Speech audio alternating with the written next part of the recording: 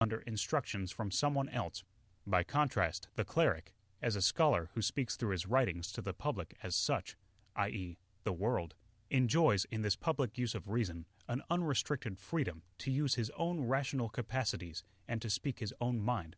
For that the spiritual guardians of a people should themselves be immature is an absurdity that would ensure the perpetuation of absurdities. But would a society of pastors, perhaps a church assembly or venerable presbytery, as those among the Dutch call themselves, not be justified in binding itself by an oath to a certain unalterable symbol, in order to secure a constant guardianship over each of its members and through them over the people, and this for all time?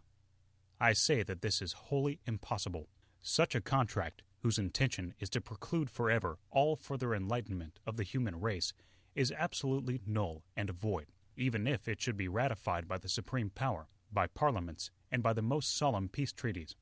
One age cannot bind itself, and thus conspire, to place a succeeding one in a condition whereby it would be impossible for the later age to expand its knowledge. That would be a crime against human nature, whose essential destiny lies precisely in such progress. Subsequent generations are thus completely justified in dismissing such agreements as unauthorized and criminal. The criterion of everything that can be agreed upon as a law by a people lies in this question: can a people impose such a law on itself? Now it might be possible, in anticipation of a better state of affairs, to introduce a provisional order for a specific, short time, all the while giving all citizens, especially clergy, in their role as scholars, the freedom to comment publicly, i.e., in writing, on the present institution's shortcomings. The provisional order might last until insight into the nature of these matters had become so widespread and obvious that the combined, if not unanimous, voices of the populace could propose to the Crown that it take under its protection these congregations that, in accord with their newly gained insight, had organized themselves under altered religious institutions, but without interfering with those wishing to allow matters to remain as before. However, it is absolutely forbidden that they unite into a religious organization that nobody may for the duration of a man's lifetime publicly question, for so doing would deny, render fruitless, and make detrimental to succeeding generations an era in man's progress toward improvement. A man may put off enlightenment with regard to what he ought to know, though only for a short time and for his own person, but to renounce it for himself, or even more, for subsequent generations, is to violate and trample man's divine rights under foot, and what a people may not decree for itself may still less be imposed on it by a monarch, for his law-giving authority rests on his unification of the people's collective will in his own. If he only sees to it that all genuine or purported improvement is consonant with civil order, he can allow his subjects to do what they find necessary to their spiritual well-being, which is not his affair. However, he must prevent anyone from forcibly interfering with another's working as best as he can to determine and promote his well-being. It detracts from his own majesty when he interferes in these matters, since the writings in which his subjects attempt to clarify their insights lend value to his conception of governance. This holds whether he acts from his own highest insight, whereby he calls upon himself the reproach, as well as, indeed even more, when he despoils his highest authority by supporting the spiritual despotism of some tyrants in his state over his other subjects. If it is now asked, do we presently live in an enlightened age? The answer is, no, but we do live in an age of enlightenment.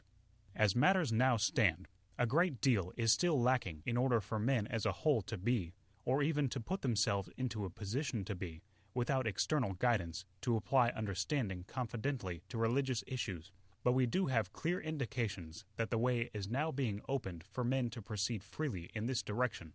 and that the obstacles to general enlightenment, to their release from their self-imposed immaturity, are gradually diminishing. In this regard, this age is the age of enlightenment, the century of Frederick. A prince who does not find it beneath him to say that he takes it to be his duty to prescribe nothing, but rather to allow men complete freedom in religious matters, who thereby renounces the arrogant title of tolerance, is himself enlightened, and deserves to be praised by a grateful present and by posterity as the first, at least where the government is concerned, to release the human race from immaturity and to leave everyone free to use his own reason in all matters of conscience. Under his rule, venerable pastors, in their role as scholars, and without prejudice to their official duties, may freely and openly set out for the world's scrutiny their judgments and views, even where these occasionally differ from the accepted symbol. Still greater freedom is afforded to those who are not restricted by an official post. This spirit of freedom is expanding, even where it must struggle against the external obstacles of governments that misunderstand their own function. Such governments are illuminated by the example that the existence of freedom need not give cause for the least concern regarding public order and harmony in the Commonwealth. If only they refrain from inventing artifices to keep themselves in it, men will gradually raise themselves from barbarism.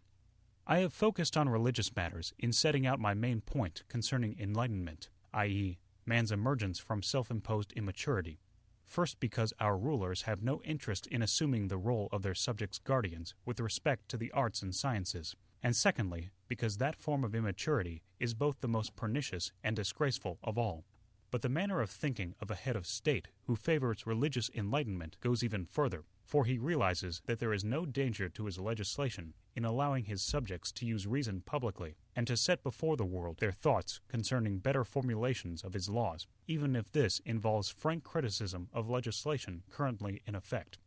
We have before us a shining example with respect to which no monarch surpasses the one whom we honor, but only a ruler who is himself enlightened and has no dread of shadows, yet who likewise has a well-disciplined, numerous army to guarantee public peace, can say what no republic may dare, namely, argue as much as you want and about what you want, but obey. Here, as elsewhere, when things are considered in broad perspective, a strange, unexpected pattern in human affairs reveals itself, one in which almost everything is paradoxical. A greater degree of civil freedom seems advantageous to a people's spiritual freedom, yet the former established impassable boundaries for the latter. Conversely, a lesser degree of civil freedom provides enough room for all fully to expand their abilities. Thus, once nature has removed the hard shell from this kernel for which she has most fondly cared, namely, the inclination to and vocation for free thinking, the kernel gradually reacts on a people's mentality, whereby they become increasingly able to act freely, and it finally even influences the principles of government, which finds that it can profit by treating men, who are now more than machines, in accord with their dignity.